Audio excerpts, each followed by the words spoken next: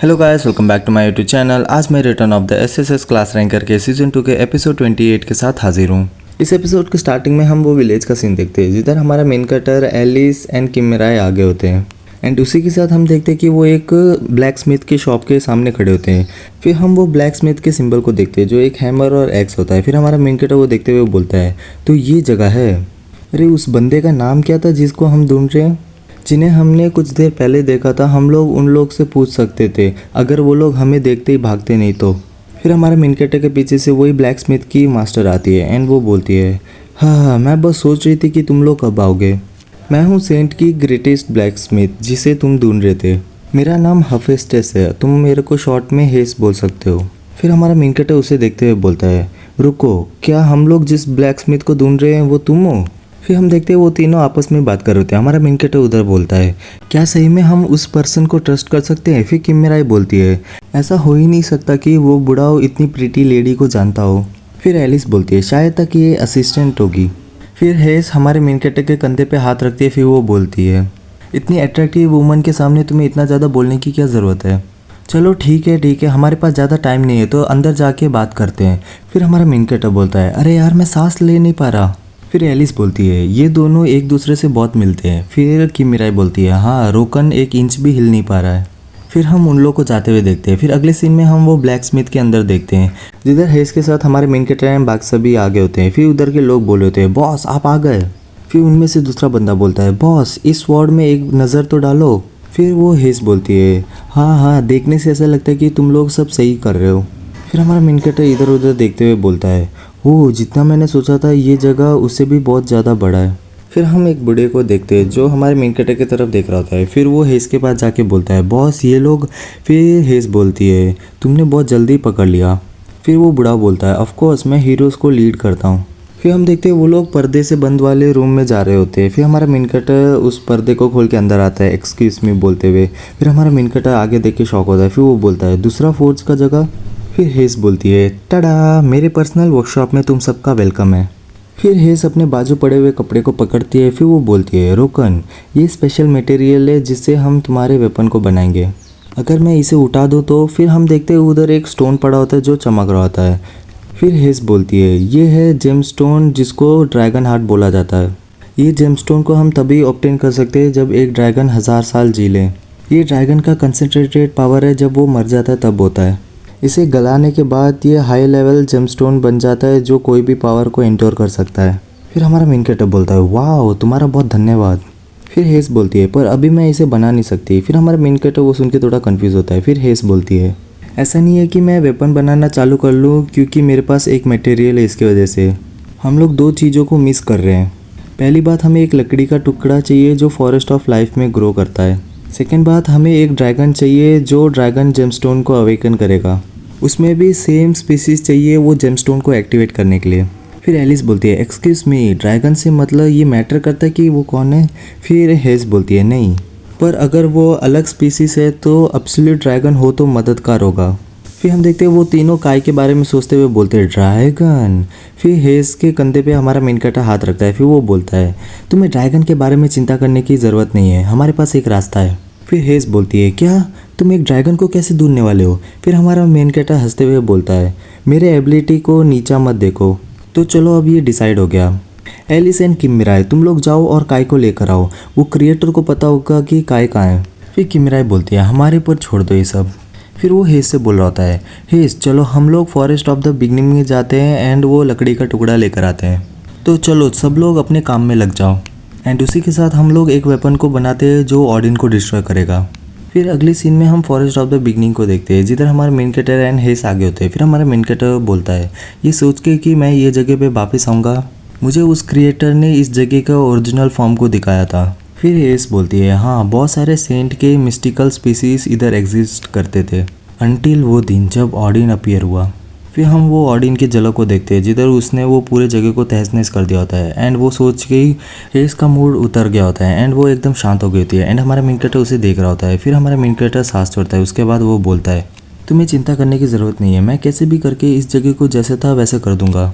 फिर हेस हमारे main character की तरफ देखती है। फिर हमारा मेन कैरेक्टर बोलता है, वो चाहे तुम्हारा दुनिया हो या मेरा दुनिया, उसके जगह बस तुम्हें एक स्ट्रॉन्गेस्ट वेपन बनाना है जिससे मैं ऑडिन को हरा सकूं।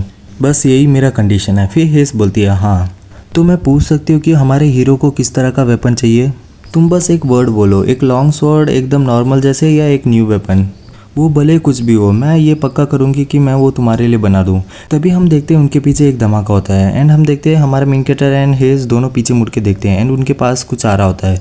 फिर हम देखते हैं उन दोनों के ऊपर किसी ने अटैक कर दिया होता है। हेज तो पीछे जाके गिर जाती है पर हमारा मेन कैरेक्टर अपने आप को बैलेंस कर लेता है। फिर हम देखते हैं वो पेड़ जो होता है वो हमारे मेन कैरेक्टर की तरफ बढ़ता है एंड हमारे मेन कैरेक्टर को वो पकड़ लेता है। उसके बाद हमारा मेन कैरेक्टर भी उससे थोड़ा स्ट्रगल कर रहा होता है। फिर वो हमारे मेन कैरेक्टर को ऊपर उठा देता है। फिर हमारा मेन कैरेक्टर बोलता है ये सेंट के ट्री के साथ हुआ क्या है? फिर हमारा मेन कैरेक्टर आगे देखते हुए बोलता है इधर एक मॉन्स्टर कैसे आया? मुझे लगा क्रिएटर का बैरियर इस जगह को प्रोटेक्ट कर रहा है। फिर हम वो ट्री मॉन्स्टर को देखते हैं जिसके मुंह से कुछ इंसानों जैसे सर आ रहे होते हैं एंड हाथ आ रहे होते हैं। फिर हम देखते हैं वो जो सर और हाथ होता है वो धीरे धीरे आगे बढ़ रहा होता है। फिर वो फुल स्पीड से हमारे मेन कैरेक्टर की तरफ बढ़ रहे होते हैं। फिर हम देखते हैं वो हमारे मेन कैरेक्टर की तरफ पहुंच ही रहे होते हैं एंड हमारा मेन कैरेक्टर उन्हें देखता है। फिर हमारा मेन कैरेक्टर अपने हाथ पे जो बंधा होता है उसे तोड़ देता है। उसके बाद वो मॉन्स्टर के ऊपर लगातार बहुत सारे अटैक करता है। फिर हम देखते हैं उसकी वजह से वो मॉन्स्टर का जो ब्रांच होता है वो सारे टूट जाते हैं। फिर हमारा मेन कैरेक्टर बोलता है तुम्हें सही में लगा कि मैं तुम जैसे मॉन्स्टर से हार जाऊंगा? फिर वो मॉन्स्टर वापस चिल्लाते हुए हमारे मेन कैरेक्टर के ऊपर अटैक करने आ रहा होता है पर हमारा मेन कैरेक्टर उसी के ब्रांच के ऊपर चढ़ते हुए आगे बढ़ रहा होता है। फिर हमारा मेन कैरेक्टर उसके ब्रांच से जंप कर लेता है। उसके बाद अपने हाथ में एनर्जी गैदर करते हुए बोलता है अब चल मर जा। फिर हमारा मेन कैरेक्टर उसके ऊपर अटैक करता है एंड हम देखते हैं उस अटैक के कारण उस पेड़ के छितरे छितरे उड़ गए होते हैं। फिर उधर एक धमाका हो गया था। फिर हमारा मेन कैरेक्टर अपने हाथ साफ करते हुए बोलता है इतने कमज़ोर होने के बाद तुम मेरे ऊपर अटैक कर रहे हो। फिर उसके बाद हम हेज को देखते हैं जो साइड में बैठी होती है। फिर हमारा मेन कैरेक्टर उसके तरफ देखते हुए बोलता है हेज क्या तुम ठीक हो? फिर हेज बोलती है मुझे बस छोटा सा मोच लगा है पर ये चीज़ इतना बड़ा इशू नहीं है क्योंकि मैं जितना दिखती हूँ उससे ज़्यादा ताकतवर हूँ। फिर हमारा मेन कैरेक्टर बोलता है हाँ देखने से ऐसा लगता है कि तुम ठीक हो। हेज हमें वो लकड़ी का टुकड़ा कैसे मिलेगा? फिर हम हेज को देखते हैं जो घबराते हुए कुछ देख रही होती है। फिर हमारा मेन कैरेक्टर उसे बुला रहा है हेज।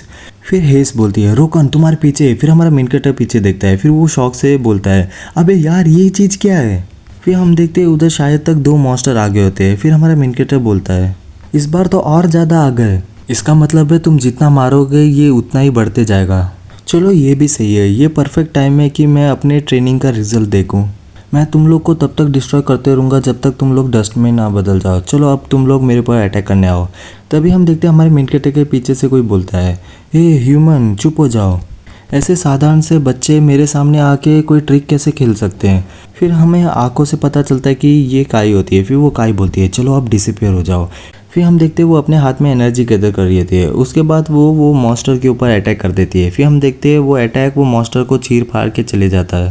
फिर हम हमारे मेन कैरेक्टर हेज को देखते हैं जो अपने हाथ से वो हवा आ रहा है उसे रोक रहे होते हैं। फिर हमारा मेन कैरेक्टर बोलता है ए वो मेरा प्रेता कहाँ है? फिर काई बोलती है मैं आ गई। पहली बार तुम सारे लोग मेरे को फॉरेस्ट में छोड़ के चले गए थे एंड अचानक से तुम लोग मेरे को ढूंढ रहे हो वापिस। मेरे बिना तुम इंसान कुछ कर भी नहीं पाते हो। फिर हम हेज को देखते हैं जो एक लकड़ी के टुकड़े के पास बैठ के बोल रही होती है रोकन इधर एक अच्छा लकड़ी का टुकड़ा है। फिर हमारा मेन कैरेक्टर बोलता है क्या रियली? फिर काई बोलती है ए तुम मेरे को वापस इग्नोर कर रहे हो। फिर हेज बोलती है मुझे पता नहीं कि यहाँ चल के आ रहा है पर ये जो मॉन्स्टर ट्री थे ये फॉरेस्ट ऑफ द बिगनिंग के थे। फिर हमारा मेन कैरेक्टर अपने चिन में हाथ रखते हुए बोलता है इसका मतलब? फिर हेज बोलती है हाँ हमें सारे मटेरियल मिल गए हैं। इधर है फॉरेस्ट ऑफ द बिगनिंग से लकड़ी के टुकड़े और ये ड्रैगन काई। फिर काई बोलती है क्या मैं? एंड उसी के साथ हमारे पास स्मृति में ड्रैगन हार्ट है। हम जो मटेरियल को ढूंढने आए थे वो सारे हमें मिल गए हैं। चलो अब चलते हैं। एंड हम काई को देखते हैं जिसे कुछ समझ ही नहीं आ रहा था। वो उधर सोच रही होती कि भाई ये चल क्या रहा है। फिर काई बोलती है तुम लोग किस चीज़ के बारे में बात कर रहे हो? फिर हम उन लोगों को देखते हैं जो फॉरेस्ट ऑफ द बिगनिंग से वापस जा रहे होते हैं। फिर हमारा मेन कैरेक्टर बोलता है हेज कितना समय लगेगा वो वेपन को बनाने में? कुछ ज़्यादा समय लगेगा है ना? फिर हेज बोलती है तुम भूल गए हो क्या मैं सेंट की सबसे बेस्ट ब्लैक स्मिथ हूँ। मैं उस चीज़ को आज रात तक ख़त्म कर दूँगी। फिर एलिस बोलती है वाह तुम सही में बहुत अलग हो। फिर हम काई को देखते हैं जो मन में बोलती है ये जलने का स्मेल क्या है? फिर वो हवा में उड़ के जाती है। फिर किमराई भी उसे देखती है। वो बोलती है काय। फिर काय शौक से अपने आगे देखती है। फिर वो काय चिल्लाते हुए बोलती है इंसान क्या ये सही रास्ता है? क्योंकि आगे की तरफ एक विलेज जल रहा है। अगर तुम लोग मेरे को बिलीव नहीं करते तो तुम लोग खुद देख लो इंसान। फिर हेस बोलती है स्मृति के बारे में क्या? नहीं, विलेजर्स बहुत डेंजर में है। फिर हम वो जगह को देखते हैं जो पूरा जल रहा होता है एंड हम देखते हैं उधर कुछ विलेजर नीचे पड़े होते हैं एंड कुछ लोग अपने आप को मतलब एक दूसरे को मदद कर रहे होते हैं। फिर हम वो ब्लैक स्मिथी के जगह का सीन देखते हैं जिधर कोई बोल रहा था ऐसे ही होल्ड करते रहो, ये जगह हमारे जान से बहुत ज़्यादा इंपॉर्टेंट है, बॉस बहुत जल्दी हीरोज़ के साथ वापस आ जाएंगी। फिर हम देखते हैं वो जो ब्लैक स्मिथ होते हैं वो तीनों वेपन लेके किसी के आगे खड़े होते हैं। फिर जो ब्लैक स्मिथ के आगे खड़ा होता है वो बंदा अपने हाथ में कुछ एनर्जी निकालता है। फिर वो बोलता है कितना पॉइंटलेस लाइफ है, ये सोच के कि ये स्मिथी तुम्हारे ज़िंदगी से बहुत ज़्यादा इंपॉर्टेंट है। फिर हम वो बंदे को देखते हैं जो हॉर्ड होता है। फिर वो अपने हाथ में कार्ड लेके खड़ा होता है एंड वो बोल रहा होता है वेल वो चीज़ के बारे में मुझे चिंता करने की ज़रूरत नहीं है क्योंकि आज के दिन तुम सारे के सारे मरने वाले हो। एंड इसी के साथ हमारा ये वीडियो खत्म होता है। अगर आपको वीडियो अच्छे लगे तो like share subscribe and comment कर दीजिए। Thank you.